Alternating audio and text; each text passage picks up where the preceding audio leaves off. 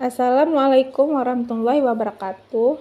Perkenalkan, nama saya Nurida, NIM 1802167. Mata kuliah Pembelajaran Seni Gerak dan Lagu. Dosen pengampu Rani Puspa Juwita MPD. Soal pertama, unsur utama dan unsur pendukung tari. Unsur-unsur dalam seni tari terdiri dari beberapa jenis, dan unsur-unsur itu merupakan satu kesatuan yang tidak dapat dipisahkan antara yang satu dengan yang lainnya. Oso Teja 2009 mengemukakan unsur-unsur seni tari antara lain A. Gerak, B. Tenaga, C. Ritme atau irama, dan D. Ruang. Berbeda dengan pendapat Supriyanto 2017 mengatakan konsep dasar dalam tari secara universal adalah gerak, ruang, dan waktu. Konsep dasar menurut penafsiran penulis di sini adalah sama halnya dengan unsur-unsur dalam seni tari. Elemen dasar tari merupakan gerakan tubuh manusia yang dijabarkan dari gerak, ruang, dan waktu. Setiawati DKK 2008, seni tari tidak terlepas dari gerak, ritme, tenaga, ruang, dan waktu. Semua itu adalah pada seni tari karena memang dari beberapa unsur seni tari yang menulis paparkan di atas satu kesatuan yang tidak dapat dipisahkan. Soal nomor 2. Korelasi seni gerak atau tari dan lagu dengan aspek perkembangan anak usia dini. Perkembangan aspek kognitif. Pada lingkup pengembangan ini, kemampuan yang ingin dicapai adalah kemampuan berpikir logis, kreatif, memberi alasan, memecahkan masalah, dan menemukan hubungan sebab akibat.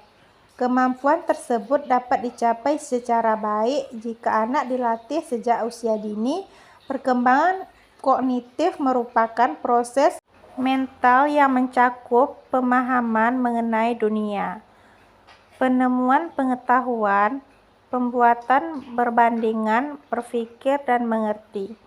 Proses mental yang dimaksud adalah proses pengelolaan informasi yang menjangkau kegiatan kognisi, inteligensi, belajar, pemecahan masalah, dan pembentukan konsep.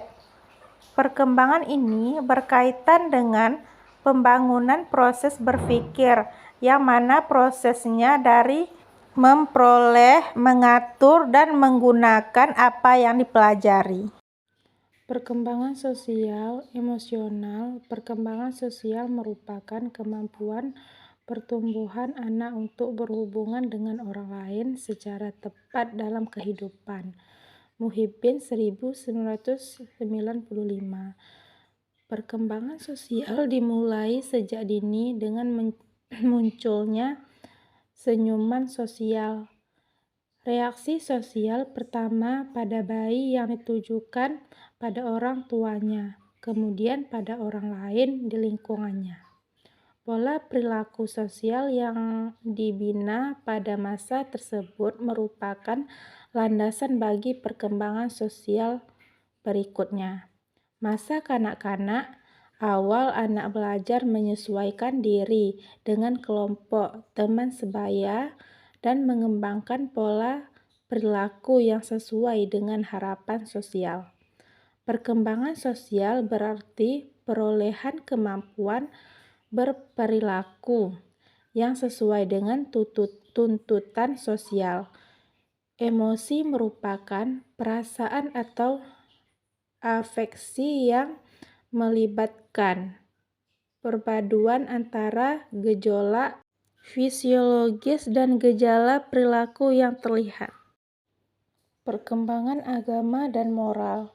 Aspek perkembangan nilai-nilai agama dan moral merupakan hal yang paling mendasar dan akan menjadi fondasi bagi kehidupan anak pada masa dewasanya.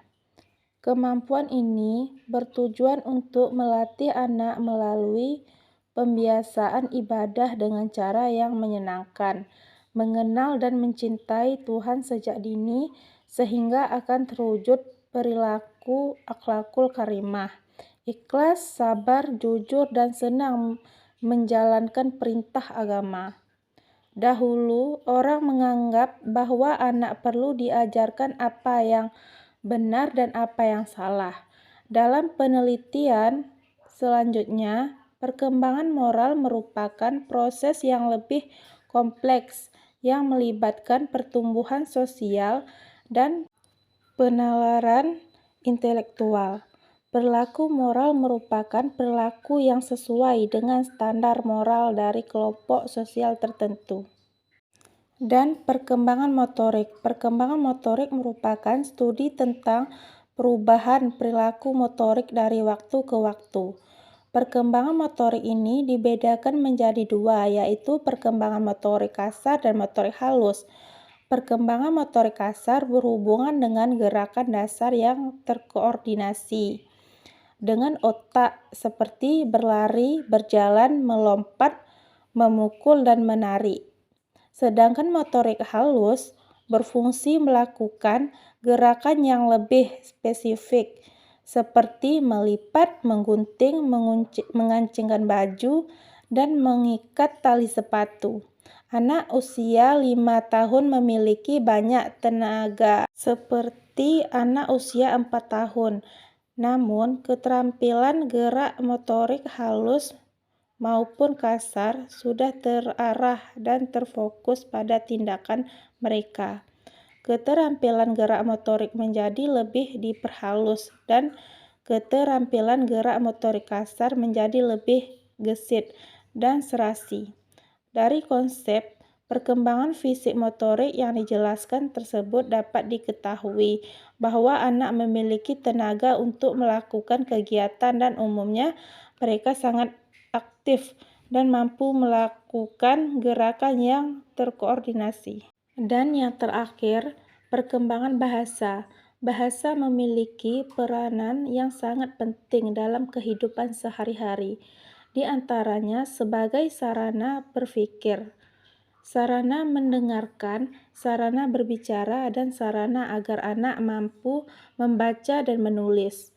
Bahasa merupakan cara utama di mana kita berpikir dan berkomunikasi.